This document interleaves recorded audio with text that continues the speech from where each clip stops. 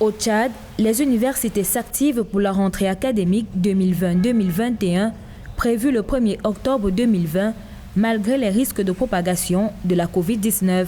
Les autorités comptent désormais sur les responsables des établissements pour faire respecter les mesures barrières en milieu universitaire. À l'université La Francophonie de N'Djamena, par exemple, les dispositifs d'hygiène ont été installés. Un box d'isolement aménagé et les salles désinfectées à plusieurs reprises n'attendent que les reprises des cours. Les dispositifs de lavage systématique des mains lorsqu'on accède dans la cour de l'université et le port obligatoire des masques pour les étudiants, pour les enseignants et les administrateurs. Au-delà de ces mécanismes, il y a aussi la distanciation sociale.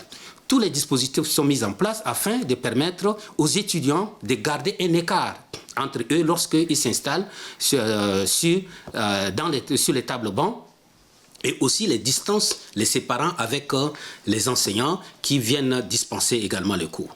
En plus de cela, les responsables de l'université La Francophonie ont mis en place un mécanisme de désinfection, je vous l'ai dit, général des locaux de l'université. Cette année, environ 30 000 nouveaux bacheliers sont attendus dans les établissements de l'enseignement supérieur, ce qui va compliquer davantage le respect de distanciation sociale dans les amphithéâtres. Les responsables de l'université La Francophonie de N'Djamena rassurent les futurs étudiants sur les conditions d'hygiène.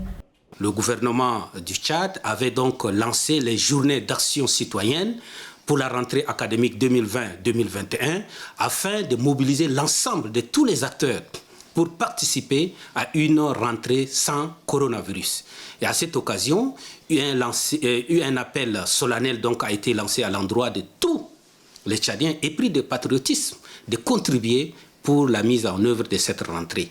Pour rappel, certaines universités du pays qui sont en phase d'être accréditées par le Conseil africain et malgache pour l'enseignement supérieur sont tenues de reprendre avec les activités académiques et d'harmoniser leurs programmes avec les autres universités du continent.